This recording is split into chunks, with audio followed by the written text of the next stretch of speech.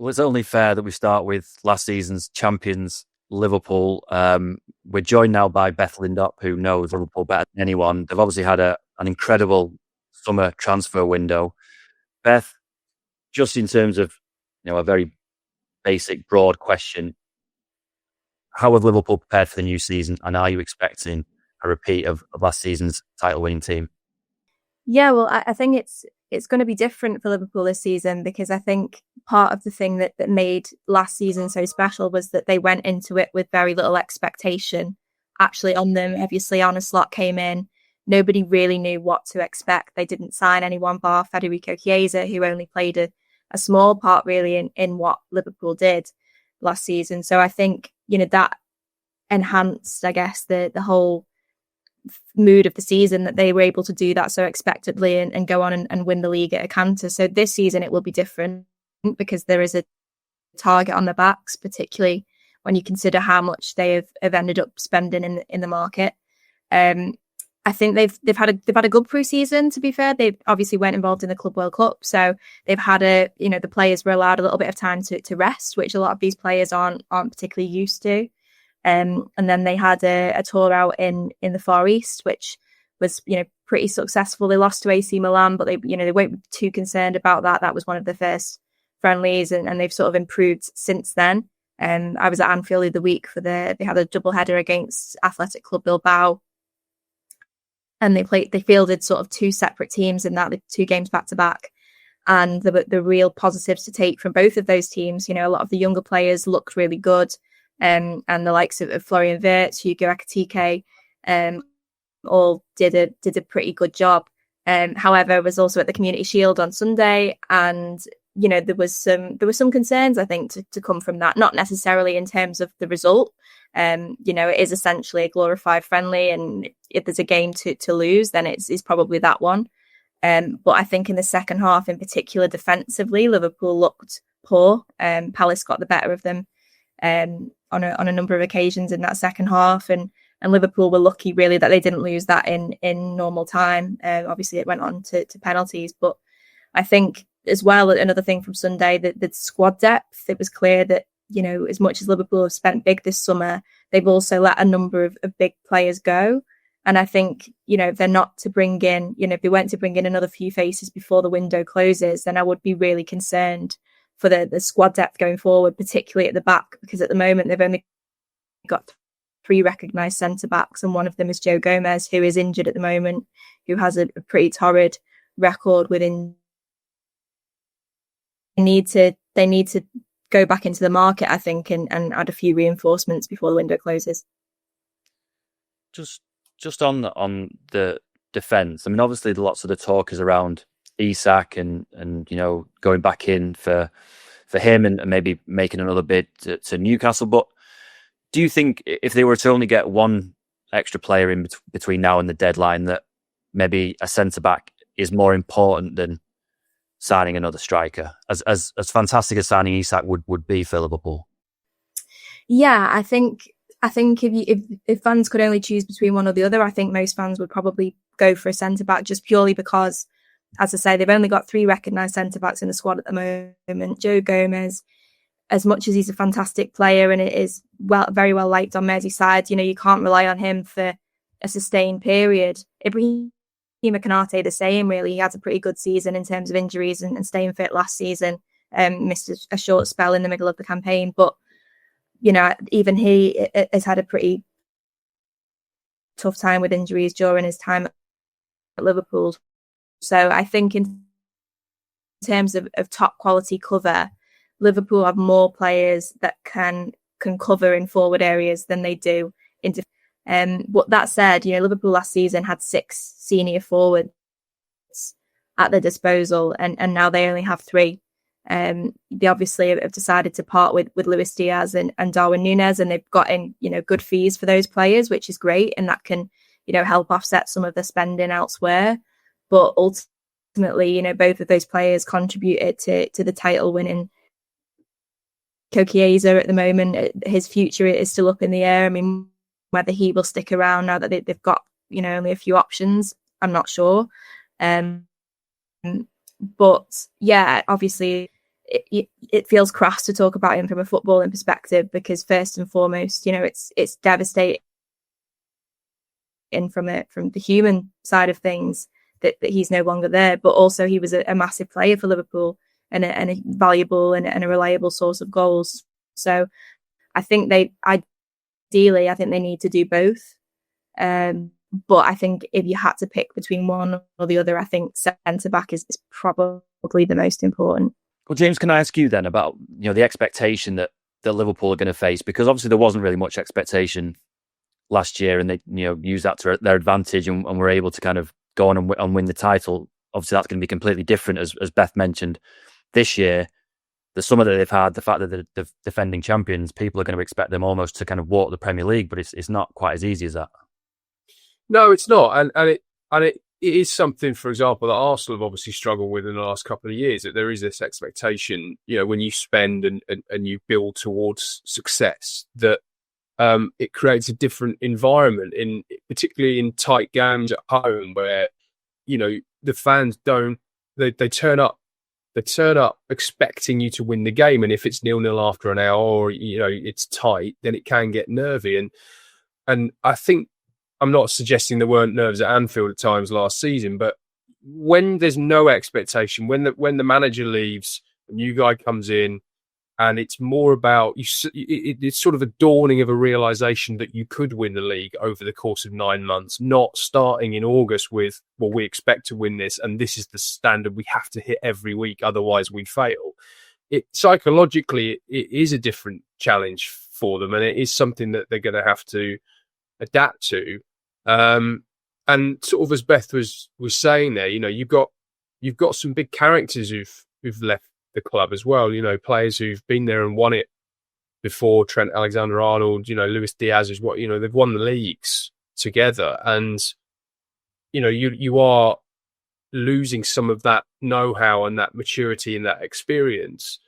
And the other thing I think that changed the dynamic a little bit for Liverpool is Florian Wirtz, because obviously they've got to adapt the way that they play, with him playing as, presumably he's going to play as a 10 pretty much consistently, and how that changes the way that they attack. We sort of say, and I know I was guilty maybe of saying this earlier about Isak, and they sign him and they win the league tomorrow, or just give him the title. I mean, it feels like that, but it isn't as simple as that. That they are having to reintegrate several new players into a setup. They've obviously got 2 new fullbacks. They're going to change the way that they attack and the way that they try and win matches. And you do wonder what effect that would have on someone like Mo Salah, where, everything would go through Salah. And you feel as though it's more likely to go through Wirtz this season, or at least those two are going to share a bit more of that responsibility, that kind of creative responsibility. And just how that's going to work is a little bit of an unknown, especially when you consider that they're having to do that and adapt and learn to play with each other against that backdrop of, well, we've won the league, we expect to do it again. Yeah, I mean, it's interesting with Liverpool, because I said earlier in the summer that I thought it was really impressive what Liverpool had done, because it'd be very easy for Liverpool to kind of sit there and go, well, actually, we've got a title-winning squad here. We don't actually need to do that much to it. And they started the summer really well with a couple of signings, and obviously Wirtz was done relatively quickly. But actually, they've gone further and past that. And there's a situation where if you were to get Isak and maybe Mark Gay from Palace, that you could be starting the season with 6 new starters, which is a massive squad churn, isn't it, for any club, let alone a team that's coming off winning a Premier League title. I mean, do you see that, as exciting as all these signings possibly would be, and obviously if they have Isak up front with Wirtz behind, I mean, that's an incredible team. But have you got any concerns about the amount of changes that Liverpool have had to make to a title-winning team, and then to go and start again and try and do it all over again? Do you think that is too many, or do you think it'll kind of be all right on the night almost? I always remember, whenever this sort of topic comes up, I always remember Arsene Wenger talking about windows and saying, if you make more than 3 or 4 signings, you are entering into a different phase with your squad. Yeah. You are asking, the dynamic shifts, the way you play shifts, the chemistry has to be developed. If it's fewer than 3, then they're kind of assimilated into what already exists, especially if they're starters. Obviously, if we're talking about players who are expected to start every week. If it is 5 or 6 for Liverpool, then, and look, if they get Guehi and they get Isak, they've had a phenomenal window and they start favourites. They probably start favourites anyway, even if they go in, with the squad they've already got. And I'm never going to sit here and say they couldn't win the league because, I would expect them to do so. However, it isn't fantasy football. It isn't as simple as, well, you go and get this lad from Bournemouth who played really well. You go and get this lad from Germany who was really good. You go and get one of the best centre forwards from Newcastle, Ekitike, this guy from Florian Wirtz that everybody wanted for 100 million quid, and bang, you've won the league. It isn't as simple as that, and it might be that actually what we sort of thought last summer was, how is this transition from Klopp to Slot going to work? That's actually the question for this year, weirdly. Yeah. Because he didn't really change too much. The fullbacks were a bit more conservative in the way they played. He dropped Graham Birch in to play a bit deeper to give that back four a bit more protection. And they clearly weren't as cavalier and as sort of quite as gung-ho as they were under Klopp. But it wasn't a revolution, was it? And really what we're seeing now is that question being asked a year on, but it feels strange because they've won the title and obviously he's doing it from a position of strength. So if they were to sort of fall short this season, it's, we're not talking about, is the job too big for Slot? All of that has sort of been removed from his shoulders. But there is, I think, that debate now about can he actually evolve Liverpool into his own team? I mean, I remember writing a piece at the back end of last season when they basically won the league, but they hadn't officially won it, and sort of saying, has there ever been a Premier League team that is so deserving of being champions, yet is so obviously in need of a rebuild at the same time? And that is kind of how it felt. I got a lot of stick for that, by the way, but I think what Liverpool have done in the summer does reflect that that's probably how they felt as well. That they knew that they needed to remold that squad to not mask the deficiencies, but certainly upgrade in several positions. And they've done that, and they may well do that more before the deadline. But there is still a doubt that comes with that about whether it all comes together. Because let's be honest, if it was just about spending money, then Man United would have won the league every year for the last 25 years. Take a little dig there at the end for no reason. Yeah, I mean, in fairness to Slot, I think he's made that point. It's not, their summer has not been sort of sprinkling cherries on top of the cake. It's been about changing the ingredients almost, and when you do that, you can never be sure of what the outcome is going to be. I mean, with all the changes, I mean, it's difficult to sit here and talk about Liverpool because, it's possible that by the end of the window, they could have Isak, they could have a new centre-back, whether it's Mark Guehi or someone else. And that does change. It obviously changes the squad more, but they're two of the, best players in the world in their position. So obviously it would change Liverpool's prospects. I mean, for me, sitting here right now, I think Liverpool are still the team to beat. I think all the other clubs, United, City, Arsenal, whoever it is, we'll be looking at Liverpool and thinking if we can finish above them, we've got a pretty good chance. Is that your opinion? Do you still see Liverpool as a kind of the favourites, the team to beat next year? Yeah, I think so. They're champions and they've got better on paper anyway. I mean, we're judging all of these teams on paper really at the moment because they haven't played a competitive game yet. So, there are few, I mean, we're sort of talking about this in a way that we're kind of creating doubt out of the transfer business that they've done, but they have solved one or two of their key issues. And I think Kerkez he's a really good signer at left back. I think Frimpong's a really good signer at right back. Florian Wirtz is, one of the brightest talents in Europe. Ekitike similarly. So, you look at those four in particular and just think, well, a lot of Premier League clubs would have liked to have signed 1, 2, 3 or 4 of those players, and including their rivals, So I think Arsenal have strengthened, City look better.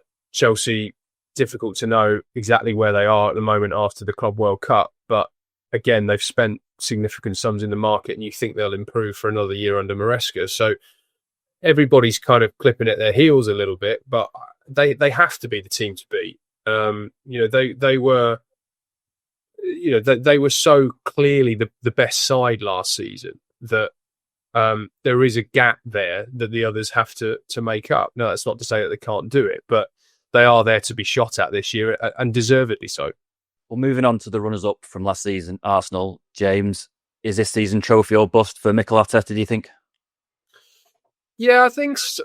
Well, yes, to some extent, in that you sort of can't keep spending 150, 200 million, talk about progress and not win anything. And I think a lot of this is tied up in, you could probably distill it down to the Gyökeres signing. That they were keen on a number of forwards. They obviously looked at Sesko extensively. I don't think they felt Isak was available at the start of the summer. Obviously, that looks like that may be changing with Liverpool trying to make a concerted effort to get him. But at the time, they felt he was probably beyond reach. And I think if you're going to then make a choice between Sesko and Gyökeres, I think what they've decided to do is go for the win now striker. They've gone for the one who's 5 years older, who's scored 97 goals in 102 games for Sporting Lisbon. Of course, there are doubts about whether he can do it in the Premier League, but he's the more bankable option for this season and next season than a Sesko, who could be anything, could be a fantastic player, and could, of course, go and thrive and really explode at Man United. But I think if you look at the two now, you'd say that Gyökeres, just being older and having done more in the game, is a little bit more of a win now signing. And I think Zubimendi's quite similar as well. He's somebody, again, who would need to adapt to the league, but he's a player top class. Liverpool looked at him, thought they got him at one stage, I think a year ago, and obviously that didn't pan out. Man City were linked with him quite heavily. You know more about that than me, but a player who's attracted some real pedigree and is expected to come in and do the job straight away. And I think those two signings in particular, they're looking at as being the ones that can finally get them over the line. Just looking at those two signings, and in particular the Gyökeres and Zubimendi, obviously Arsenal have been so close the last couple of years and just haven't got over the line. Do you think those two players, I mean, it's hard to say, isn't it? Because you need to see them, in the Premier League and in Arsenal shirts, obviously. But just on the face of it, do you think those two signings are enough to bridge the gap that they've failed to get over the last couple of years? Well, you would say from a defensive point of view, they don't really need to improve. They've had a very good defensive record. The fact of the matter is they drew far too many games last season. They didn't score enough goals, and they were quite obviously missing a sort of top class number 9. So from that point of view, all the logic points to, if Gyökeres fires, if they can get him playing and scoring the kind of goals, anything like the level that we saw that he did for Sporting, then they're going to be bang there, challenging for the league again. But I think there'll be a lot of encouragement taken from the fact that Gyökeres' first goal against Milan at the weekend was a Zubimendi cross, Gyökeres header. The fact that those two have combined already will probably get fans thinking, well, this is it now. Let's just do it every week, and job done.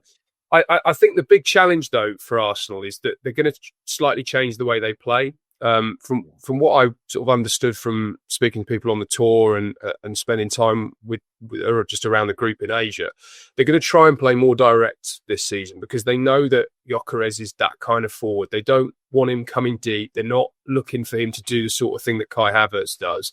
They know that his strength is playing basically in between the two centre-backs, making runs in behind. And for him to thrive, they need to get the ball forward quicker. Now, the problem with that, of course, is that at home, a lot of teams come to the Emirates and they play very deep, the low block, the two banks of 4 or 4-5-1 or 5-4-1, and really just sit on the edge of their own box and say, come and break us down. And you do sort of think, well, Gyökeres, then he's going to have to work in tight spaces. He won't be able to necessarily run in behind and use those strengths to score the goals that we've seen him score for Sporting. So it does pose a slightly different challenge for them. But I think if they can be effective in that switch and they can be more direct, move the ball quicker and not play that sort of horseshoe football that we sort of see, obviously associated with City as well, where they kind of, they pen teams in and they move the ball around in that horseshoe shape, trying to find an opening. they can kind of get away from that a little bit, then, they've got every chance of winning the league.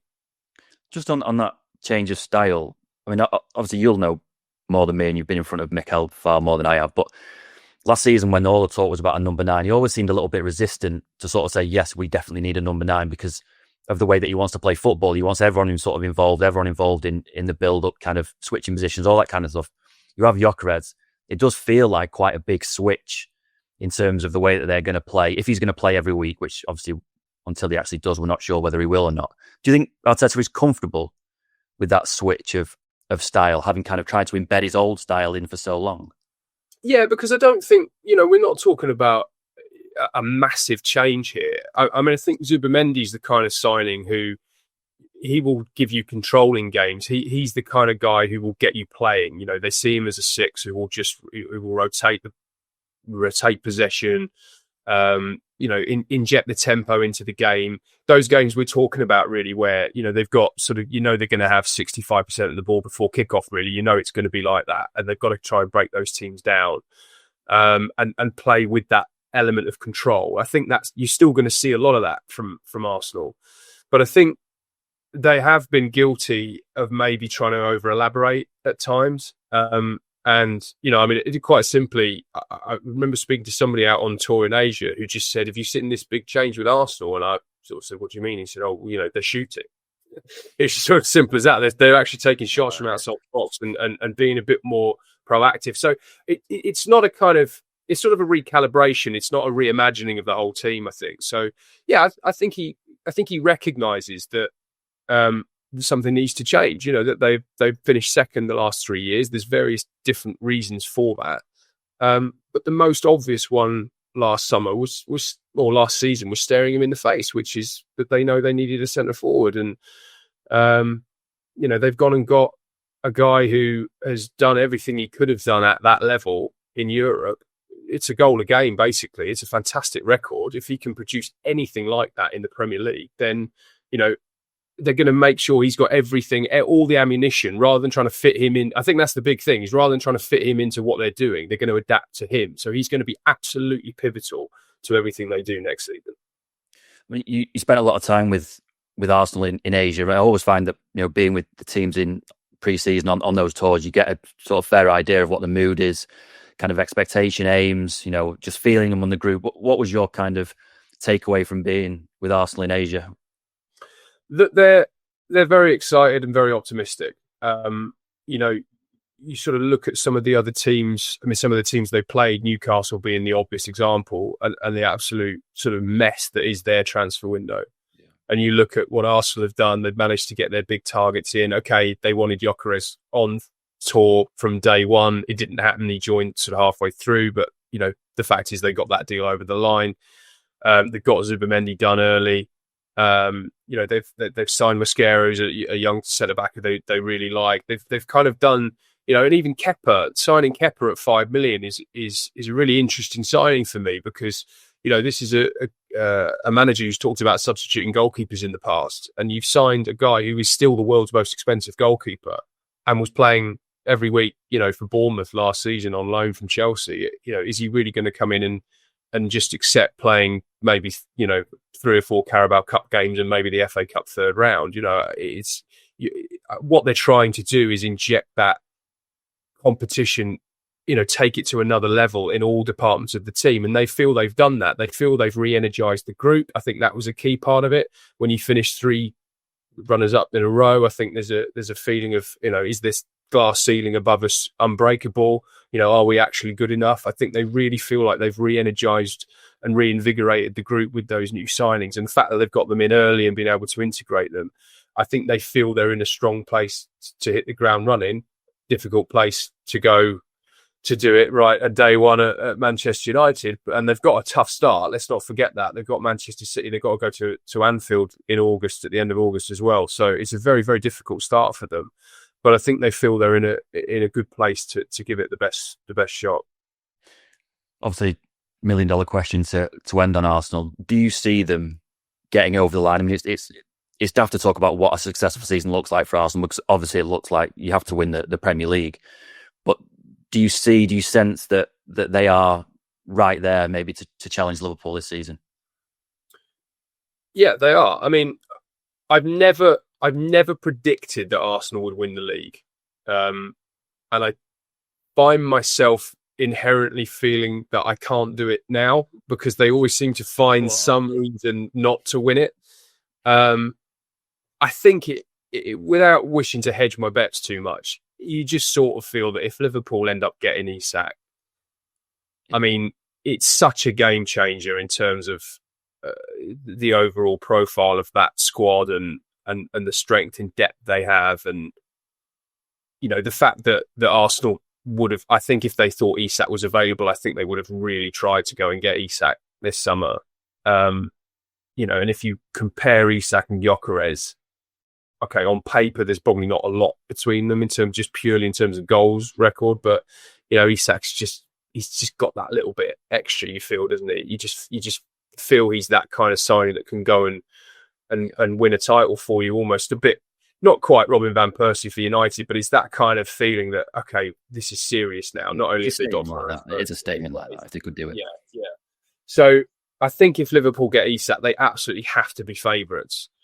But Arsenal are settled, they're stable, they're confident, and they've got their own number 9 who could come in and absolutely tear it up. So they're in as good a position as they've ever been under Mikel Arteta to go and win the league.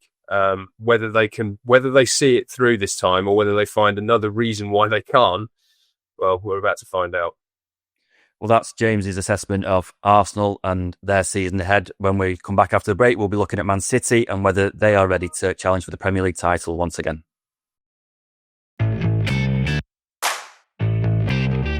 Well, Rob, you were out in the States for the Club World Cup when obviously City went out against Al Hilal. What do you make of the rebuild? There seems to be just this sort of confidence in Pep Guardiola, you know, justifiably, obviously, given his record that, okay, he's been backed in the market. You know, back they come next season. It's all normal order will be restored. Last year was just a blip. I mean, where do you sort of see them at the moment in their evolution? Yeah, I mean, it's really difficult to tell. I mean, I was impressed with City's business before the Club World Cup, the transfer business. They signed Aït-Nouri from Wolves, Reinders from Milan. They got Ryan Cherki from Lyon. They all seem like, you know, really sensible signings for, I thought, relatively low fees. I mean, the Aït-Nouri one, probably one of the best left wing backs in the Premier League for the best part of 18 months, and to get him for around about sort of £30 million seemed like particularly good business. The Club World Cup was slightly strange in that from the minute that City got there, they were talking about it as this is the start of the new season. You know, Pep made a very clear distinction between last season's squad and this season's squad by leaving behind players like Jack Grealish, making sure all the new signings were in. They kind of eased their way into the tournament a little bit in the States, and then they have that game against Juventus where they have to win to top the group, and they were absolutely terrific. Rodri was back in midfield. They scored goals. They looked like their old selves, and all of a sudden the narrative around it is City are back. They're going to do this, this, and this in the Premier League next season. Watch out, kind of thing. And then they play Al Hilal, and the expectation was that they were just going to win. And I was guilty of that myself because I was, you know, booking a hotel to stay in Orlando for their quarterfinal against Fluminense, and ended up watching Al Hilal against Fluminense at Camping World Stadium in Orlando before I could go home. The Al Hilal one, I think, was a worry for Pep because Al Hilal exposed a lot of the flaws that we saw last season. City didn't deal well with transitions at all. It was an odd game in that City completely dominated the first half, and then after the half time, we just went to pieces. Rodri he couldn't start the game. He came on in the second half and had to go off again. Obviously, losing him is massive. And, you know, the problem for Pep now is that we're expecting him to be out for a little bit longer as well, and might not be available for the start of the Premier League season. So it's really difficult to tell where City are. I think they'll obviously be better than last season, because last season a lot of the problems that they had were down to injuries. And I think the squad this season is more balanced, and they've addressed the lack of legs in midfield with Reinders, hopefully, although you can never tell when players come from different countries and different leagues. So I think City are relatively confident and comfortable with the group that they've got. I just think it's really, really difficult to tell where they're at in terms of are they capable of getting close to the likes of Liverpool and Arsenal in challenging for the league? I know trying to second guess Pep Guardiola from a tactical point of view is a fool's errand, really. But I mean, do you think he used the Club World Cup to some extent to sort of reshape the team in the way that we're now going to see them play like that in the Premier League, or is it likely to be different, do you think?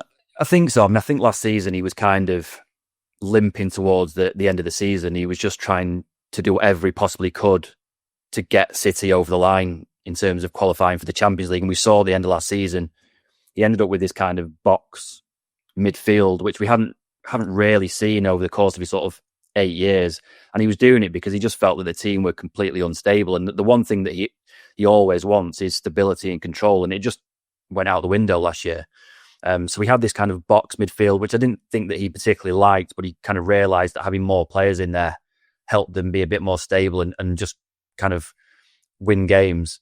I think perhaps we'll see a little bit of a return to his old kind of tactical setup in that hopefully he'll have Rodri sitting deep. He'll have Reinders as the kind of number 8 box-to-box energy guy in midfield, and then one of maybe Bernardo Silva or Phil Foden in that kind of Kevin De Bruyne role. Obviously, Erling Haaland is going to be a centre-forward come what may. And then you've got two wide players. You know, you've got Doku, you've got Shirky who can do that job. There's obviously a little bit of transfer chatter around Savinho. You know, Pep loves Savinho and you know has done since he arrived. City are sort of telling us that they don't want to lose him, but we've seen time and time again that City players have always got a price, and particularly if they go to Pep and say, I want to explore a new challenge, usually they're allowed to go. You know, look at the likes of Ferran Torres, who went to Barcelona, Alvarez, who went to Atletico Madrid. So, you know, maybe there's maybe one change of personnel in those forward areas, but I would expect them to. I would expect City to look a lot more like, you know, the treble City than the City from last season. Whether that actually plays out when the season starts, we'll just have to wait and see. But I think that's the expectation. I mean, Savinho, is that a bit of a strange one, given that he's still very young, he's not been there very long. You know, you sort of feel as though he's the kind of player who might kick on with another year or two under his belt at City. You sort of surprised that they seem to be open to potentially him going? A little bit, but I mean, I think that's just Pep's style of management. I mean, just from a club point of view, you can imagine Hugo Viana, the director of football, sort of saying, well, absolutely not. He's not going anywhere. He's 21 years old. He's had 1 year in the Premier League. He's probably one of the only players last year who came out of the season with any kind of credit. He played regularly. I think he played 40 odd games in all competitions. So it's not like he was kind of restricted in terms of starts and just wasn't playing and played 20 odd games. He was a regular. I just think when Pep gets things in his head, and we saw with Ferran Torres and Julian Alvarez, that the minute that a player comes and says, oh no, I fancy speaking to someone else, that immediately Pep kind of goes, well, that's fine. If we get the money, then you go in. And we've seen it time and time again. And I think City would probably, even with a couple of weeks left before the deadline, I think City would probably back themselves to replace him. I think that the message from City that we've had is this is all now down to Savinho. That if he sits down and says to Spurs, thanks but no thanks, then he'll stay. But if he pushes in any way to make that move happen, he will be allowed to go. And the only thing I can think of from his perspective is that perhaps he wants to be the main man. You know, he's not the main man at City. He played a lot of games last year, but he was kind of start two on the bench for one, start two, you know, one start, one on the bench. At Spurs, if Spurs are going to pay 50 odd million quid for him, you would expect that he's going to play every single week. So I kind of get that attraction from his point of view. But you're right. I mean, it is an odd one to me. But again, I wouldn't put anything past City when these deals kind of come up, because, you know, usually we see that if a player wants to leave, Pep just says, fine, off you go. And if it is Savinho out, Rodrigo in? I mean, it's possible. Again, it's an odd one, because when we spoke to City when I was away at the Club World Cup, obviously there was loads of rumours about Rodrigo and Real Madrid, because Real Madrid were out there at the same time. And the message from City was that he was being offered to an awful lot of clubs all over the world, particularly in the Premier League. But City kind of said, yeah, great player, but no, we haven't really got that much interest. But at that point, they would have expected to keep Savinho. I think if if they were to get 50 million for Savinho, they would need one other body, because you would have Doku, Shirky, Foden, Bernardo Silva. The likelihood is that McAtee is going to go to Forest. It wouldn't surprise me if they turned around and went for another look at Rodrigo. I think the one issue that City might face with that is that the finances involved. I mean, City can probably do whatever they want in terms of PSR, but the wages or the fee that Real Madrid would likely demand might be a little bit off-putting to them. But you never know. I remember a couple of years ago that City said that they were completely done and they weren't going to sign anyone else. And then 24 hours later, Manuel Akanji walked through the doors. So you can never say never with City. And you can never say never with Pep Guardiola when he talks about his future and his contract situation, because he's one of the managers fall into two categories for me on this, don't they? They kind of never talk about it, or they're always sort of flirting a little bit with the idea that they might go. Pochettino's classic for this. He's always sort of, oh, maybe I might do this one day, or maybe I might do that, or whatever. I mean, and it does get us all talking. I mean, I'm going to ask you the question that I feel like we asked a lot last season, but here we go again. Obviously Guardiola's contracted to City until 2027. Do you think there's any chance he might go this year? He might go at the end of the season. Obviously, the 115 charges, farcical situation that we're going into another season without that being resolved. But, you assume that decision will come at some point this season, in which case, could that have an impact? Of course, we don't know. But do you think Guardiola will see those 2 years out and go, or do you think he might go before? $1 million question for you. I mean, it wouldn't surprise me. It wouldn't surprise me if this was his last year. I mean, obviously City will tell you that he's got 2 years left. They fully intend for him to see those 2 years out, and they'll revisit it again in 2027. There are a couple of things with this. The last time they won the league in 2024, he looked shattered, and he even said to us a couple of times that he was feeling drained. He saw Jurgen Klopp go, having said the same thing, that he was feeling tired and he was running out of energy. Pep at the end of that season, when they won the fourth in a row, looked like he was tired and began speaking like he was. There was a kind of expectation from City's end that maybe he would see this summer through. They always said that this summer wasn't a great summer to hand over between managers because of the Club World Cup, that they wanted someone to kind of have this transition summer and then, stay next season. The deal that Pep signed was longer than we all expected. We weren't expecting him to sign a deal till 2027. It wouldn't surprise me if this was his last season, because he's got a contract for the next 2 years. There aren't going to be any questions now in October, November, December about, are you going to stay? Are you going to sign a new deal? And we were led to believe the last couple of times this has happened, he got really fed up of all these questions about his future, because he felt like it overshadowed the whole campaign, which is why usually he tended to sign a new contract in the November international break, just to put the whole thing to bed, because he knew that if the issue got to January, it would become bigger and bigger and bigger. The players would begin to be asked about it. It would cause uncertainty. Transfer targets would ask, is he staying? Is he going? And he just didn't want that. Now, because he's got a contract till 2027, no one's going to ask that this year. And people are just going to assume that he's going to see this contract through it. Pep being Pep, it wouldn't surprise me if they challenge for the title again. Maybe they get over the line and win it again. They do well in the Champions League. He wins it again. And that he walks away, because he's made no secret of the fact that he's getting towards the end of his time at City. And now it's really just about how that handover works. And even City, sort of 10 months ago, were saying that the handover in 2026 in a World Cup year would be an awful lot easier than it would have been in 2025 when there was a Club World Cup to get through. So it certainly wouldn't surprise me. But again, just like City, I won't put anything past Pep. It's possible that he gets to 2027 and he decides, I've got a couple more years left in me. I'm feeling energized again. I want to keep going. It's possible that he goes at the end of the season. I think his future, just, the entire topic, I just think the whole thing is fluid and is up in the air. And just finally on City, I said that was the $1 million question. This is the $2 million question. Yeah. Do you think, from what you've seen, do you think they will be back? Do you think they will be back challenging? Or is this more likely to be a year where they're sort of building towards maybe 26, 27 being when they really go for the league again? I think that they can get back challenging straight away. I just think that if Liverpool signings hit the ground running and they get the players that they think they might be able to get, obviously thinking about Isak, that does feel like there's a little bit of a gap there that City would need to bridge. I think City, given what happened last year, I think their aim for the first half of the season will just be to stay in the races as best they can. Maybe they're third around December, January time, and they're maybe, I don't know, within 10 points of whoever's top, whether it's Liverpool or Arsenal. I think if that was the case, they would back themselves, if everyone's fit, to go on one of those runs again in January, February, March, and get really, really close. I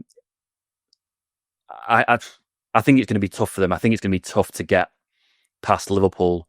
But again, it's that squad is still full of players who know how to get over the line. Edison, Diaz, Haaland, Foden, Bernardo Silva. It's full of all that experience, and I think that counts for quite a lot when you're trying to kind of bounce back from a difficult season. So I wouldn't have them down as my title winners right now, but again, you never know. City have got the quality, the squad depth, the experience to get it done. So if anyone can challenge Liverpool, it's probably City.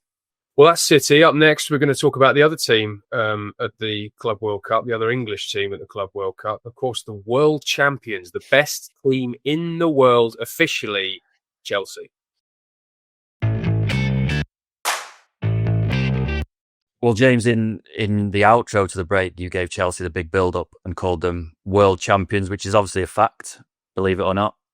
World champions, possibly Premier League champions, or is that too much of a stretch? Well, I mean, we've just maybe they're favourites. They're the best team in the world right now.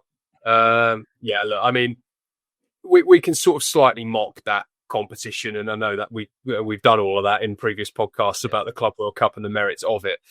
But it is a real shot in the arm for Chelsea financially. Again, cynically, yes, but also in terms of, I think, Enzo Maresca's position at the club.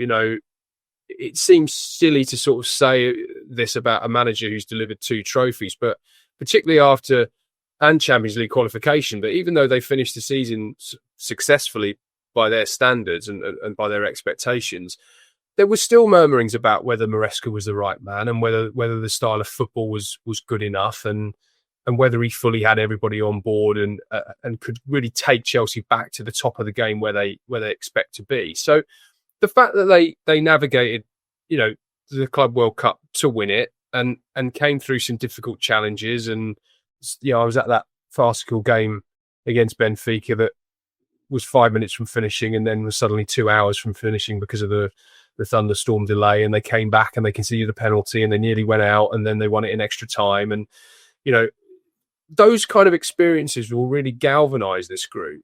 But I think internally they don't feel as though the title is within their grasp next season. I don't think he's under pressure internally to try and deliver that this year. I think what they expect is a run at it, maybe certainly top 4, and a run at it that's a little bit more sustained than last season. You remember around Christmas time, there were people talking about whether Chelsea were in the title race before they sort of fell away. And Maresca himself was kind of saying, no, definitely not. Definitely not. Just watch and wait, and played it down quite cleverly, I thought. They'll need to show a little bit more ability to stay with the pace setters this time, I think, into sort of spring and ideally beyond. Obviously, if they're in it at that stage, then they could win the league. But I don't think they're in a position where they have to win it this year. It's Champions League qualification. It's probably deliver another trophy because that's what Chelsea fans are used to under the Roman Abramovich era, and now they've got a taste for it under Bowley and Clearlake. But I don't think anybody associated with Chelsea expects them to win the title this season. What have you made of Chelsea's summer transfer business? Because obviously, I mean, again, you'll know better than me. From the outside last season, it seemed like they were screaming out for a proper number 9. I know Nicholas Jackson has his fans at Stamford Bridge and other people who are kind of not so keen. Obviously, they've signed Delap. They've got João Pedro from Brighton. Does that solve that issue? Are there other issues in the squad that you think haven't been solved? What have you made of the summer business so far? Yeah, I mean, I think it's been very good. They they did need. It's obvious that they need to upgrade in the centre forward position. I think Maresca's had to sort of strike a difficult balancing act there, because on the one hand he talks Jackson up. When Jackson was injured, he sort of said, "Look, this is what we're missing. We don't miss not just his goals." And I know people question that goal record, but he's got a reasonable return. But also his work without the ball, the way he sets the press from the front. Chelsea didn't really have anyone else who could do that. They tried a couple of other options there. They played Pedro Neto through the middle. They tried Cole Palmer there. They tried Tariq George, lad from the academy there. Nobody really convinced in that role.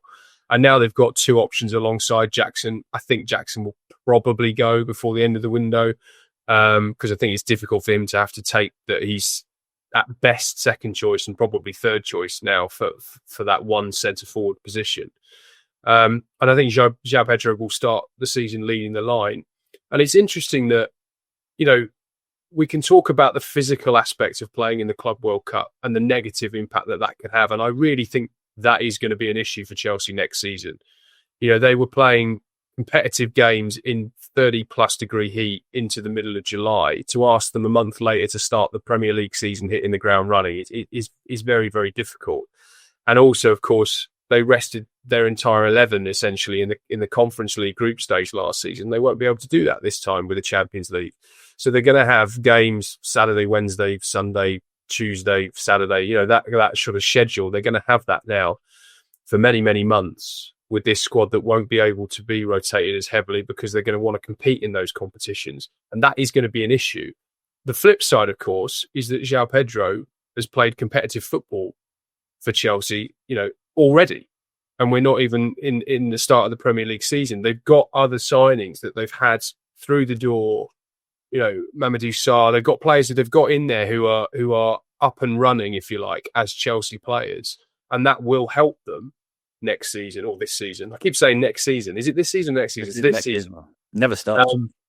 That will help them, of course, but it's difficult to get away from that physical aspect. I think they're a young squad that they've not got many miles in their legs, I suppose, but.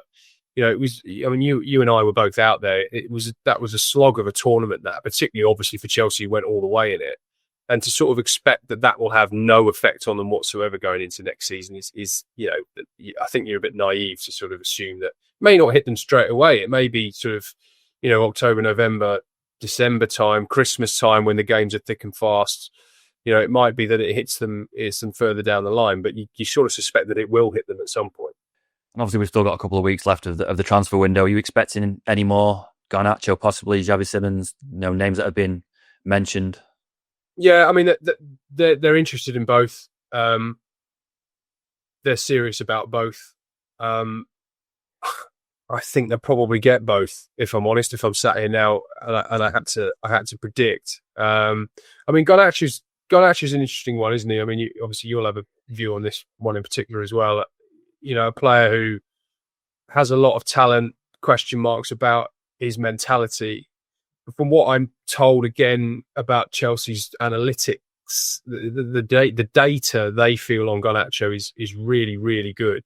They feel that there's a lot more to come from him. A lot of their signings are not necessarily data-led, but certainly heavily influenced by the data. They have obviously the profile of players. They're trying to pick younger players who have the potential to improve and grow together and put them on a 36-year contract and, incentivize them that way. But I don't know. What do you think? Do you think there's a little bit of a question mark about Garnacho at the highest level? Do you think he will get there, or are United right maybe to have their doubts about him from a sort of personality perspective?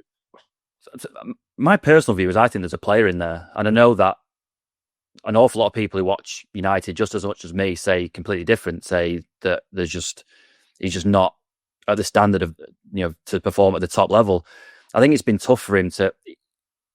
He got fast-tracked into the first team at a time when United was struggling. And I think he struggled with that adaptation between what was expected of academy players and then first team players in terms of attitude and desire and intensity of training, and found that step up quite tough.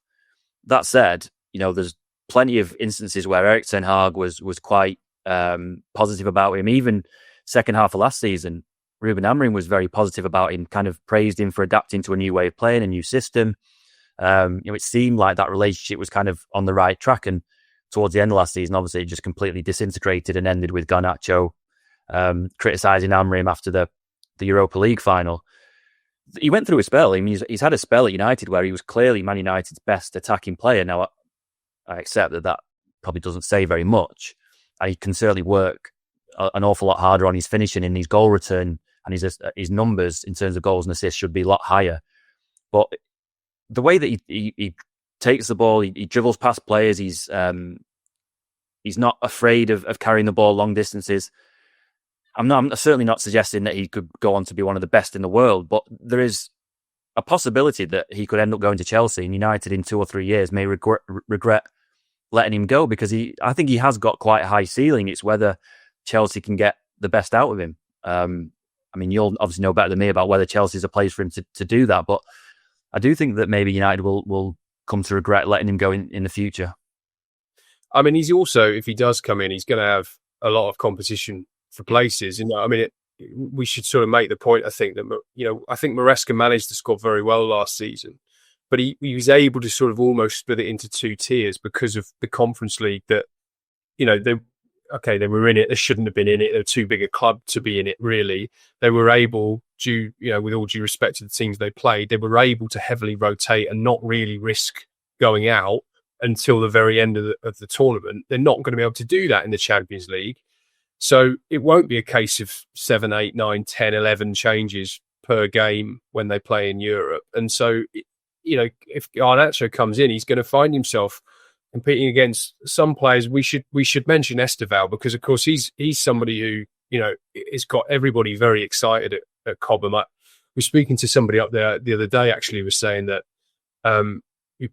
what they've seen from him already has almost exceeded expectations. Just behind the scenes, they're really, really excited about what they feel they're going to get from him. I mean, I remember talking to a couple of the players before they played Palmeiras that they were already excited about what they'd seen from him in the competition. And then we saw there were some quotes after the game where they, I think Cole Palmer was sort of saying, can't wait to see you at Chelsea. And he sort of said, obviously he didn't understand the word I was saying. So there's a bit of a language barrier they're going to have to overcome there. Typical Cole Palmer stuff. Endearing as ever. But he's where's he going to play? He can play off both wings. He can play as a number 10. He's somebody who's going to need to be integrated. There's a lot of unpredictability about Chelsea, and that I think has been a criticism of Maresca, that they are a bit too static. They're a bit too formulaic, maybe, in the way that they play. They want to see the team have a bit more dynamism about them this year.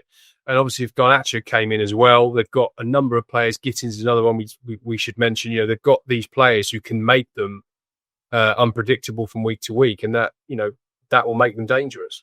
Just to round off the Chelsea chat, then, just in terms of, obviously they are going to come into the Premier League season as world champions. They have got 2 trophies under the belt. Maresca's been there for a year.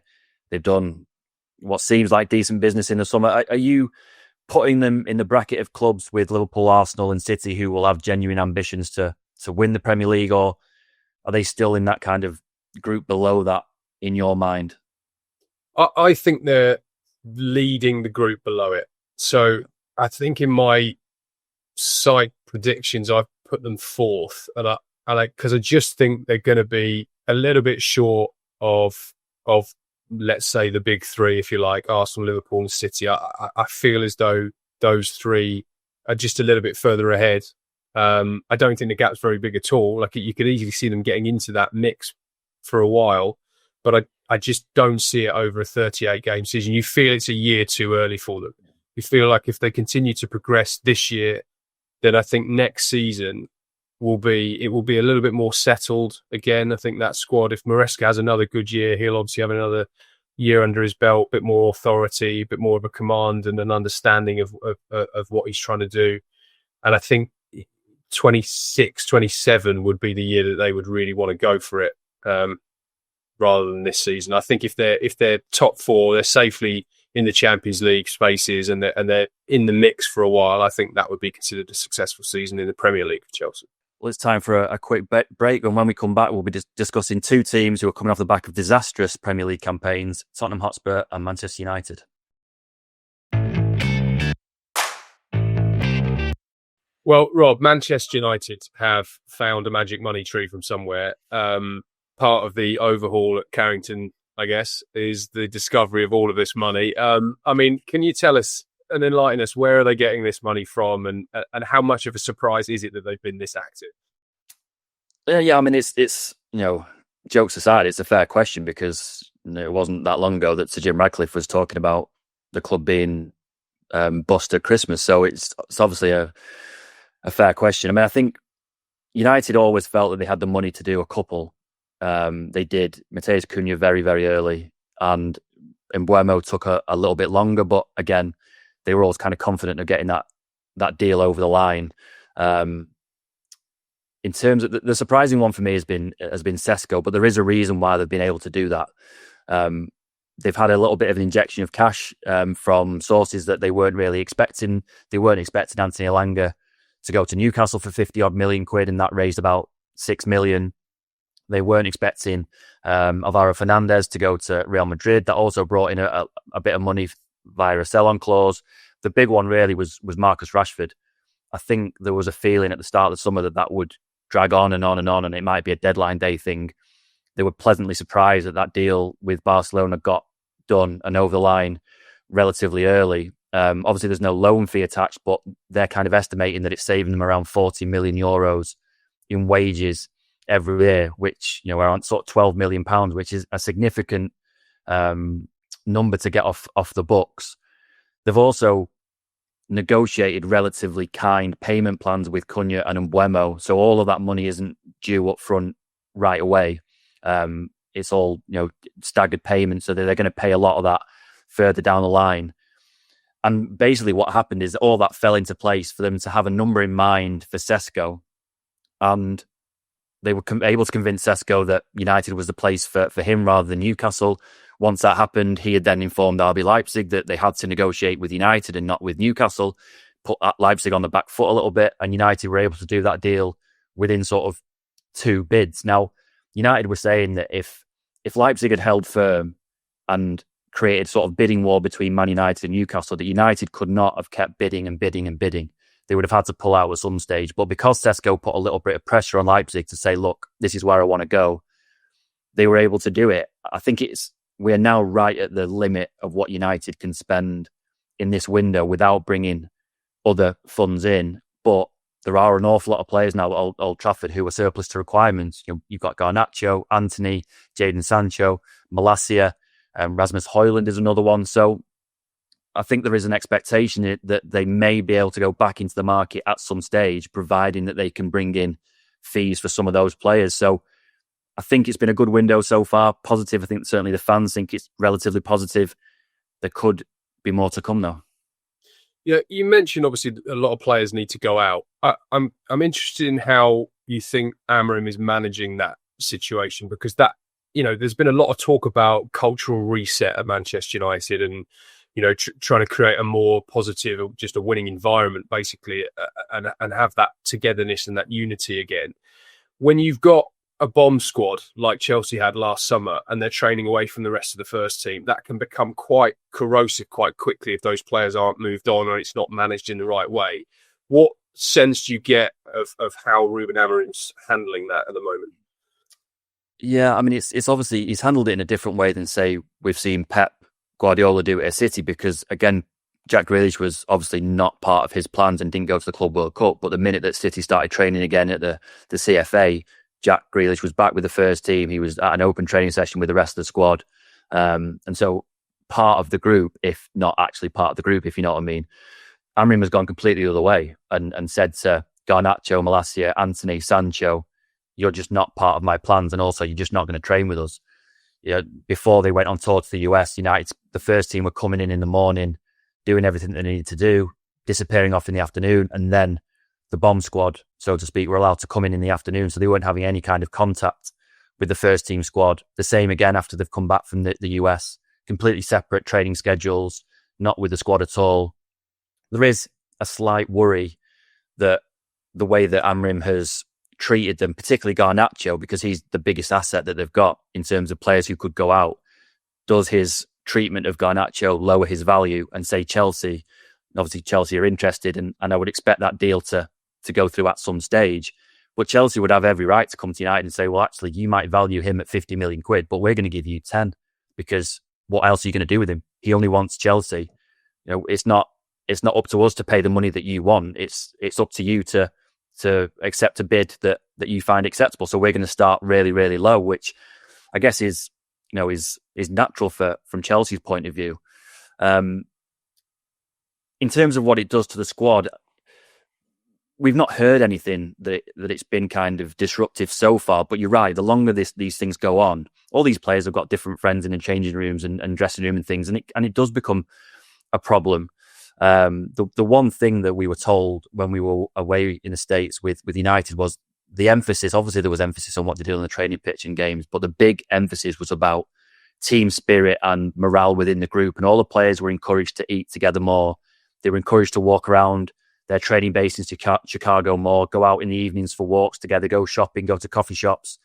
They organised a team dinner where they were all expected to kind of walk there together. Another evening where they were all given time off.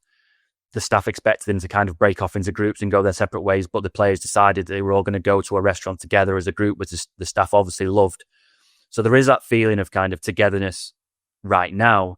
But you're right, the longer it goes on with, Garnacho, Antony, Sancho, Malacia in particular, the more difficult it gets. And the real problem comes if they're still here beyond the deadline, because then, United are really backs against the wall then. Like, what do you do with Garnacho on September the 2nd if that move to Chelsea hasn't materialised? Do you bring him back in? Do you kind of stick him out in the cold on the training pitch, training with the academy kids? That's when the decision becomes really, really tough. I think for right now, it's all right, but it really relies on that. This hardline approach really relies on Amrim or United getting those 4 players out as quickly as possible. I mean, another reason to do that, of course, is that they don't have any European football this season, so much fewer games coming up. How do you think that is going to help them? I mean, it can kind of go one or two ways, can't it? But, I guess optimistically, from a United point of view, I'm thinking Chelsea finishing 10th next season, they won the league.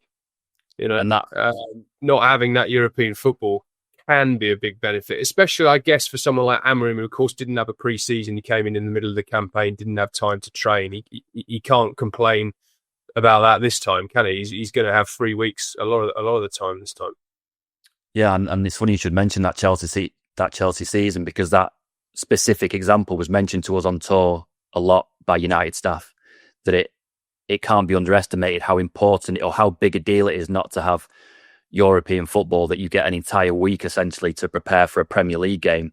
You have extra rest, you have extra recovery, you have extra time to prep games. You've got days in the week where you can give players days off to spend with their family, or even, go to Spain or go to Portugal for 48 hours. It opens up a whole world of possibilities for Man United. Now, they're never going to say, oh yeah, we're happy that we're not in Europe. Obviously not, because they'd rather be in Europe. But now they're not. They have to use it to their advantage. And I think it is a big deal. The one flip side of that, though, is the squad. And the squad, even with those 4 players who are probably going to leave, the squad is quite bloated in certain areas. And you can tell that it is a little bit of a concern for Amrim in the way that he answers some questions. And there was one in particular about Kobbie Mainoo, who is in a World Cup year. Obviously, he needs to play games. He needs to play to get in the England squad for the World Cup. Didn't really play at the end of last season, and I think played a minute at the end of that Europa League final, which shows you where he was at the end of last season.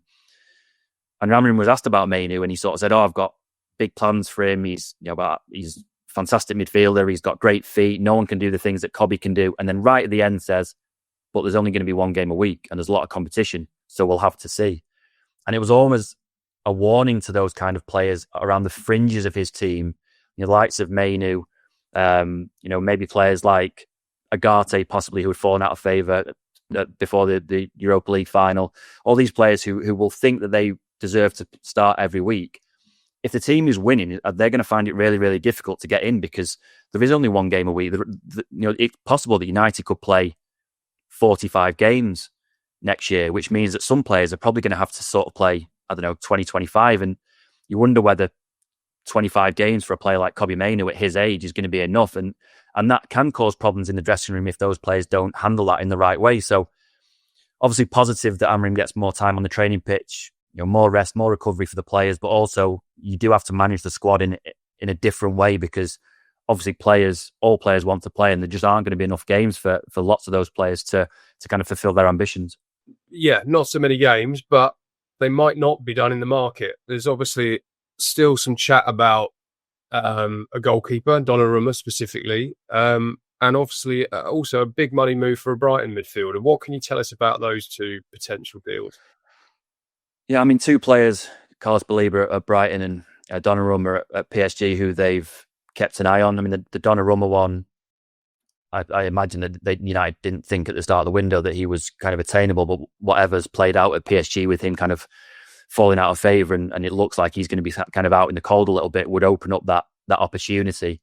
United have kind of told us previously that they want to move away from deals like that with, the big money older signings like Varane and Casemiro. Donnarumma would be a kind of similar deal to that, but done in the right way with the right contract and the right terms.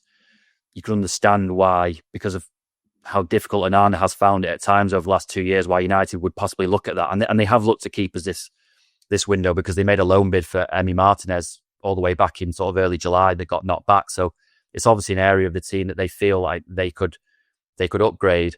I think the big one, though, is in midfield, because United have revamped their forward line. They've obviously gone into the window thinking we need to score more goals. They've done that with Cunha, Mbeumo and Sesko. But there is a big hole in that midfield still. With those three players coming in, it means that Fernandes is going to have to play as one of those two sort of deep-lying midfield players with one next to him. And at the moment, the options are Kobbie Mainoo, Agate and Casemiro. All great players in their own right, but not particularly mobile, any of them. They're not particularly energetic box-to-box midfielders who can get up and down the pitch. And it does feel like Man United need a kind of player like, you talk about that Chelsea team, or the team that Conte had. They had Kante in there, who just all over the place. He played like two men half the time, and United need someone with that kind of energy in that midfield. And obviously, Baleba would offer that. Whether that deal is doable in this window, I'm not sure. I think a lot of that would depend on whether United get a lot of money back for the likes of Garnacho and Højlund in particular. If they could raise 100 million from those two players, which United feel that they can, whether that's possible or not, we'll have to wait and see. But if they could raise 100 million and then put that down on the table for Brighton, I think that would give Brighton a decision to make. So maybe they're not in the market, and maybe if they can get that deal over the line. Don't you think, Rob, that, you mentioned the 100 million figure, because that's what's doing the rounds, because I think, Brighton from their point of view seem to value him in the same sort of way as Moises Caicedo. And I think Baleba's a really, really good player. I really like the look of him. I can see the fit at United. I think he could become a top-class central midfield, world-class central midfield player. But do you really think he's done enough at this stage in his career to justify that kind of valuation? Would United not be... you're talking about United being a little bit more sensible in the market these days. Would that not be overpaying 100 million for Baleba at this stage of his career? Yeah. Do I personally think he's a £100 million player? No. But I think players' value is determined by his value to the team that are trying to sign him. And I think Amrim will look at him as maybe the key to unlock that entire team, because there's no point having Cunha and Mbeumo and Sesko up front if you're just getting run through in the middle week after week, and you're losing 4 or 5-2 because you just can't defend those spaces and you haven't got the energy to kind of cover the ground in midfield. United have obviously put a premium on players with Premier League experience. Baleba has that, although not a massive amount of it. I can understand why United are attracted to him. Do I think he's a £100 million player? On the face of it, probably not. Is he worth 100 million to United in that team? I think you could probably argue that he is. He's obviously a risk, but then every signing is. And, I would say the same about Sesko. You mentioned Sesko could hit the ground running and be absolutely fantastic next season. He could also turn out to be another Højlund who struggles for 2 years, because it's really difficult for young strikers in particular to adapt to the Premier League. So I can understand why United might want to put £100 million down for Carlos Baleba. Do I think it's actually going to happen? I would be surprised, but I wouldn't rule it out at this stage. And just finally, Rob, obviously, as you said, you were on tour with United. Did you get a sense about any internal targets for the season of how Amorim's going to be judged? I don't think anybody's expecting Man United to win the league, but is it Champions League qualification? Is it win a trophy of some description? What are the targets you think he's being set? I think Amorim himself will know the value of winning a trophy. I mean, he mentioned that in his first ever press conference, that he knows that trophies buy you a little bit of time. And with no European football, he would be daft not to really have a proper crack at the Carabao Cup and the FA Cup, because there's no real need to rotate and swap players in and out for those competitions. It was interesting with the aims, because usually when you ask players on tour at pre-season about aims, they kind of fudge the answer a little bit. They don't ever give you a straight answer. Whereas we sat down with Mason Mount at the team hotel in Chicago on one of the first days on tour, and he was asked that question, and he said it's Europe. So he's not talking about top four in Champions League. He's not talking about trying to win the title. He's talking about trying to get back into European competition next year. And I think United are realistically looking at a top 6 or 7 finish. At top 6, I think if you offered Man United top 6 right now, they would bite your hand off, because that would have them back in Europe, back sort of in and around the top places. It would mean a massive improvement from finishing 15th last year. And I think that if all the signings work out, if Mbeumo and Cunha and Sesko work out, they can maybe get one more in. I think that is realistic. I think anything less than 6th, I think, even though that would be an improvement on what happened last year, I think questions would start to be asked about Ruben Amorim. But for now, it's positive in the group. The fans are positive about the window that they've had. Obviously, all that gets exploded when they get beaten by Arsenal on Sunday. But you never know. Maybe they get a good result against Arsenal. They've got Fulham and Burnley straight after that. Start the season well. The optimism grows. You never know. But I think top six will be their aim this year. I think both teams would probably take a draw from Sunday and move on, and kick the can down the road. But we'll wait and see. We'll both be there. So, James, Tottenham, who somehow are going to be in the Champions League next season, they've decided to swap Ange Postecoglou for Thomas Frank. Firstly, what do you make of that decision, your view of Thomas Frank, and what does the new season hold for Spurs? Well, Thomas Frank is in a different position radically, I think, from Ange Postecoglou, because Postecoglou's gift to Spurs really was that he solved the conundrum of how much do you want to win a trophy. It became an existential issue for Spurs through the whole of the last season, particularly the second half of last season. They hadn't won anything for 17 years. They've got one of the best stadiums in the world. They've got one of the best training grounds in the world. They don't have anything really to show for it, certainly not since 2008. And I think the fan base was probably split over that. Some of them would, want to go and win something bigger than the Europa League. We're just winning something for the sake of winning something is not the answer. But I think there were a significant number of those supporters who just wanted to celebrate something. They wanted something tangible. They wanted to win.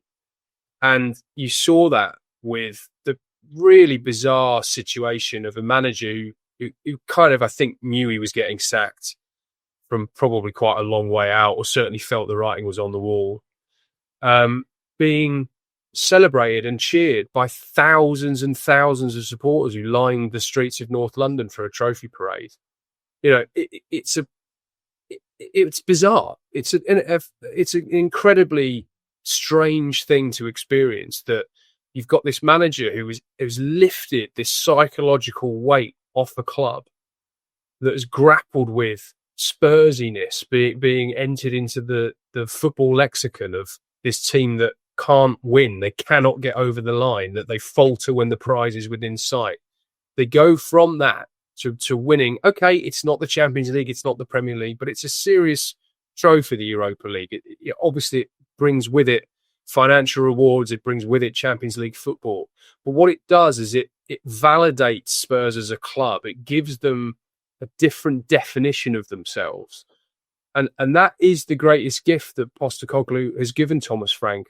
And in a way, it's both helpful and unhelpful, because Thomas Frank himself is stepping up from Brentford. This is with all respect to Brentford. Tottenham are a much bigger club. The expectations are different. And now they know what winning feels like. That kind of door has been opened. And so there probably is a little bit more expectation, almost born from the fact that they were so bad last season that in Premier League that it can't be like that again. There is a sort of feeling that normality will be restored, a balance will be restored to their play. But Spurs essentially were asking themselves, how much do we want to win a trophy? Is it worth everything? Some of the fans felt the answer to that was yes. Unfortunately for Postecoglou, Daniel Levy, Joe Lewis and the board felt no, it wasn't. And it was really significant, I think, that in the statement that Spurs released, which was very unusually detailed when a manager departs. You've seen them yourself. So quite often sometimes they're just, thank you very much for your service, goodbye. This was a really detailed and just occupies a special place in our hearts, as etched a new chapter in the club's history. But also, the most significant aspect of that statement was about competing on 4 fronts. And that was essentially a coded message for, we do not accept that we can just sort of sack off the Premier League. We could not take anything else seriously in pursuit of one trophy. We don't believe as a football club that is the way that we should run and we should approach our seasons. And it's, I was at Thomas Frank's unveiling, and I was out with the squad in Asia when they played Arsenal and spent a little bit of time around some of the Tottenham lads. And that sense of competing on 4 fronts, that message was something that Frank was quite consistent with publicly and privately. Was, I recognise that this is not a cup team I'm inheriting here. This is not a team that is expecting to, okay, well, we can finish 10th in the league. If we win the FA Cup and go out of Europe early, great, brilliant, roll on to next season. They don't see it as that. Everything that Spurs have been building towards, the stadium, the training ground, everything we talked about, even the money they've invested in the squad, they want to be challenging for the Premier League. They want to be challenging for the Champions League. It's a big task, I think. It's a tall order from where they are to get there. But that is ultimately what Thomas Frank has been brought in to do.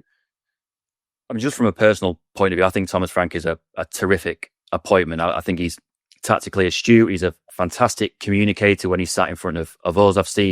Everyone will have seen clips of him, how he handles the dressing room and how he addresses his players, after wins and defeats. I just think that in terms of all round, it's just a fantastic appointment for Spurs. But you mentioned there about having to compete on 4 fronts, and Ange, if he was on this podcast, would tell you that the injuries kind of ruined any chance that was possible last year. If they are going to challenge or compete on 4 fronts this year under Thomas Frank, have they done enough to that squad to allow them to do so? And if they haven't, where are the areas that they need to address before the deadline? No, I mean, as it stands, no, they haven't. Just on the injuries, there's been quite a significant overhaul of the medical department and sports science team. So they are looking at things away from just, players and sort of individual situations. Having said that, I think the training program is also looked at, and clearly there was an acknowledgement internally that the style of football contributed to those injuries. It was a high intensity, the amount of sprints that those centre backs and defenders needed to put in going forward, coming back, the intensity of the pressing, the high line, all of that sort of stuff. It contributed to those injuries. And some would argue, Postecoglou would clearly disagree with this, that it was incompatible with both the pace and the intensity of the Premier League, that you couldn't really sustain that level of that sort of brand of football, if you like, over the course of the season, again, on 4 fronts. So I think, they don't feel as though, from what I can tell, I don't think there's a feeling that they need to radically overhaul the squad or massively improve the numbers, because they feel they'll suffer fewer injuries because of the other changes that they're making, if you see what I mean.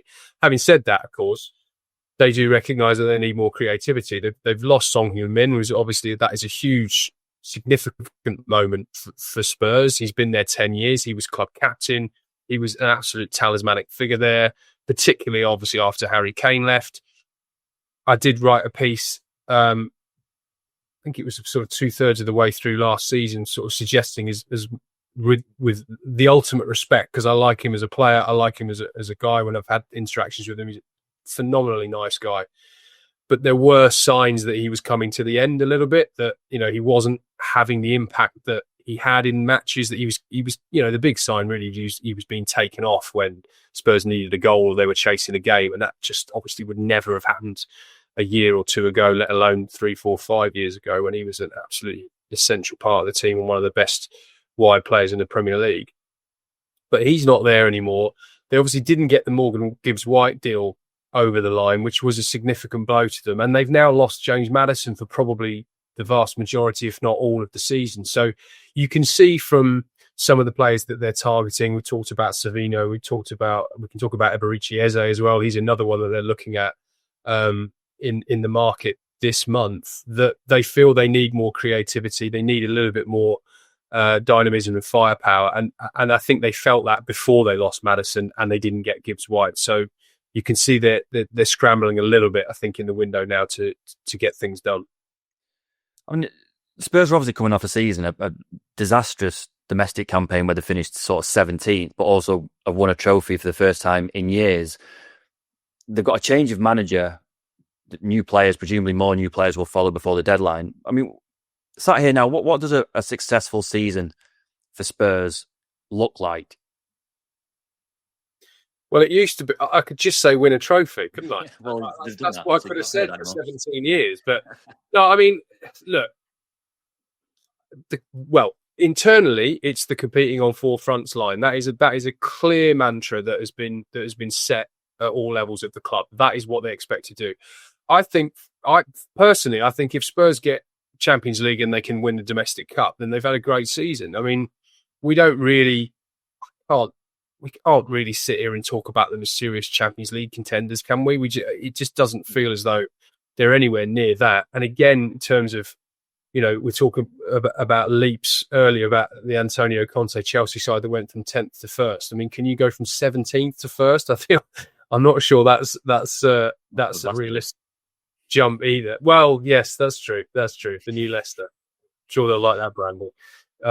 It just doesn't feel to me as though that is realistic. And I don't think many Spurs supporters will turn up on the first day of the season expecting they're going to win the league. But yeah, I mean, that stadium, that club, everything is built towards Champions League football. So I think his minimum expectation will be, if we think it's 5 teams again, 5th, and then a serious run at least one of the cup competitions. I mean, that'll be an early test for Thomas Frank, actually, is that, one of the things that Ange Postecoglou got a lot of criticism for, both last season and in his first year, was that he wrote off the Carabao Cup really early.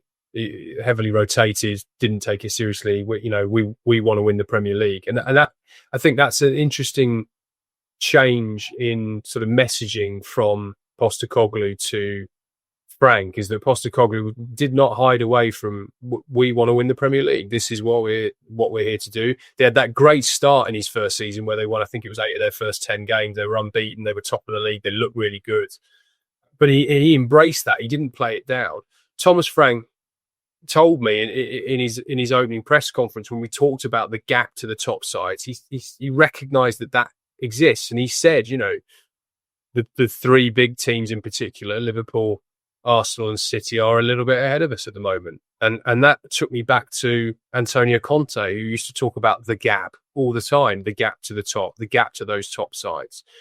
So I think the fact that he's talking in those terms suggests that they're not seriously thinking about the Premier League. They're thinking 4th, 5th, 3rd maybe would be a very good season, I think, if they could sort of crack into that top 3 somehow. And clearly they've got a taste for winning now. If he can deliver a trophy, it took Ange 2 seasons, but it took Spurs managers 17 overall. If Thomas Frank can deliver one in his first season, that will really, I think, help him grow into the role. Because I think you're right. He's an excellent communicator. He's very, very good, privately as well. I've had the opportunity to spend a bit of time with him when he was at Brentford in a sort of more informal setting. And you can see why players want to play for him. He's very engaging. He's funny. He's witty. He's self-deprecating. He's everything you kind of want to play for in a manager. But I did sense a little bit of nervousness, I thought, as unveiling. He didn't quite have his ducks in the row with all the questions he was going to get. He was managing a difficult situation with Son because at the time it wasn't sort of public knowledge and it hadn't been confirmed that he was definitely going to leave. There was that interest from Los Angeles, but we didn't know if that was necessarily going to materialize into a transfer. And he was put in a difficult position, but you can sense that he's having to just learn the ropes a little bit. He's told a story that he likes to go out for a run very early in the morning, and he could do that when he was Brentford manager. But I think there's been a conversation with him that he might not be able to do that quite so freely as Tottenham manager. It's little things like that where he has to just maybe adapt and realise, okay, this is a bigger club. There's more eyes on me now. I just have to sort of embrace the slightly more statesman-like aspect of that kind of role than maybe he had to do at Brentford, where, of course, he was very safe, very secure. There was sort of some of the Spurs executives, I think, sort of joked that he had the safest job in football there, and he's come to Spurs where they have a high turnover of managers. So, the expectation on him in particular is going to be very different.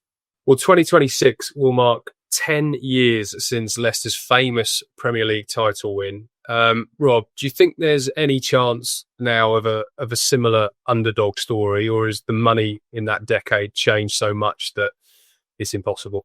You're obviously tempted to say, no, it can't ever happen again, but it should never have happened when it did in the first place. So that it has happened, and at 10 years is obviously a long time, and lots has changed in football, particularly the amount of money that's pumped into it. But you do wonder whether there would be a season where everything would fall into place for a team. Maybe not like Leicester, who just survived relegation and then went all the way through and won it. But, maybe a team that had finished sort of 10th, 11th, 12th the previous season could maybe take advantage of not having European football, getting their recruitment just right. Maybe they get a couple of players in who surprise the club and the manager a little bit.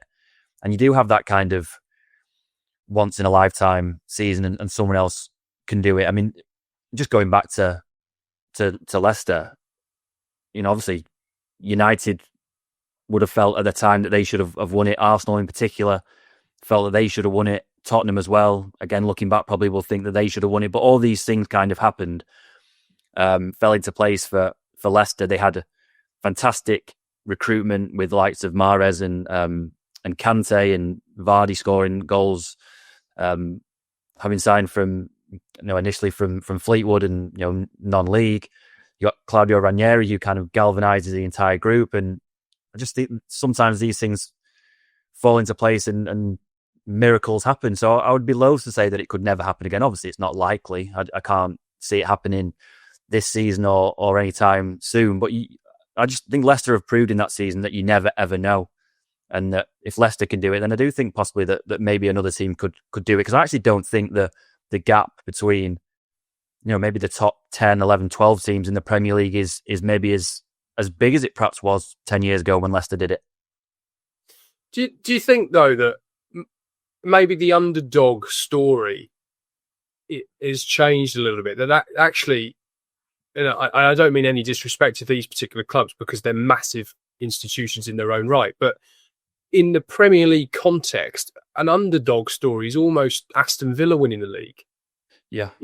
Or Newcastle winning the league. And I know obviously Newcastle have got huge financial backing and, just sort of separate that side of it. But just in terms of, wage bills and the PSR rules that essentially limit the kind of money that those clubs can spend comparable to the sort of more established serial winners, if you like.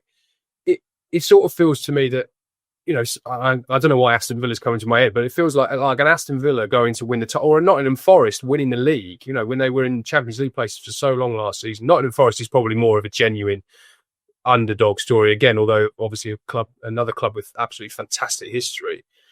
But in a Premier League context, do you not think that, say Aston Villa won the league or Newcastle won the league, it would have the same sort of, maybe not the same effect, but a similar feel to it because of just in terms of the sheer level of surprise of it? I think so. I think that's probably where the Premier League is right now. You mentioned Forest there. I think Forest's season last season is a great example of how tough the Premier League is, because Forest have the season of their lives, essentially. Again, get a lot of their recruitment right, galvanised by Nuno. They have some fantastic results against massive teams, beat Liverpool, the champions, at Anfield. And despite of all that, they don't even finish. They don't win it, obviously, but they don't even finish in the top four. What did they finish? 7th in the end? And they're only in the Europa League because of what's happened to Crystal Palace. And I think that's, in a way, is what Forest did last season is fantastic, because for a lot of the season, it was this fantastic story about, an underdog who can go and challenge the elite, haven't spent the same money, but can go and kind of compete toe to toe. But also, it's a little bit demoralizing in my eyes, in that all of this stuff for Forest can go right. And I'm not suggesting they're a small club, because obviously they're European champions in their history and a massive club in their own right. But in terms of last season, are an underdog, and so much goes right. They have Chris Wood banging in goals that no one really expected, at a rate certainly that no one expected. Hudson-Odoi, Elanga on either side. This, loads of players having fantastic seasons, but yet don't really get anywhere near winning it, don't even finish in the top four, don't qualify for the Champions League, and have to settle for 7th. Now, again, that is a terrific achievement for Forest, but I think that just shows how tough the Premier League is. And you're right, when you look at clubs who will have more lofty ambitions than Forest, the likes of Villa, Newcastle, it'd be interesting to see what kind of ambitions they have I know what their fans will say, but internally what they're telling their managers about what their expectations are. Because, if Newcastle were to win the league, or Villa were to win the league, it probably would feel like a Leicester, which is crazy, really, because they're massive clubs in their own right. They spend an awful lot of money on recruitment, but that's just how tough the Premier League is, particularly when you've got, it's not top 6 anymore, is it? But you've got a kind of a breakaway group of Liverpool, Man City and Arsenal who are able almost to do whatever they want in the transfer market. Maybe Crystal Palace winning the FA Cup is the biggest underdog story we can hope for in 2025. But we touched on Newcastle just to sort of wrap up some of the other teams. I was in Singapore when Newcastle arrived there for the start of their pre-season, and Eddie Howe's first press conference was dominated entirely by Alexander Isak, and that has only continued, and they've had issue after issue in trying to get players over the line. Ekitike turned them down. Sesko obviously turned them down. There's no sporting director. Do you fear a little bit for Eddie Howe there this season? Because having threatened to be another season where they could really kick on, they've only got Elanga in really as a major summer signing, and they've got so much they need to do, and it already feels as though they're running out of time. I don't fear for him necessarily. I fear for Newcastle a little bit. I think that what Eddie Howe's achieved there probably cements his status at that club. So I don't think there's any danger that even if they were kind of 10th in January, whether the club would turn around and say, actually, you're not the guy for us, or the fans would turn on him. I don't think that's going to happen. What I would be worried about from Newcastle's point of view, whether Eddie Howe, who takes the club all the way through this kind of development, he gets them in the Champions League, he wins that first trophy for God knows how long, and now he's at this point where he thinks, right, I really want to kick on and kind of establish ourselves as a top 4 side. Maybe eventually we do get close to winning the Premier League, and the window, the recruitment in that window kind of just the ground falls away from underneath him almost. And that's how precarious these teams will find it. If we separate the likes of Arsenal, Liverpool and City, perhaps Man United probably, because they can, again, spend what they want.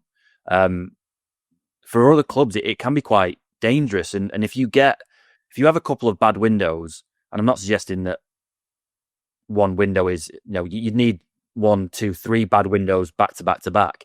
You can find yourself going from kind of 4th, 5th to 13th, 14th. And I think Leicester are a perfect example of that. Leicester win the league in 2016.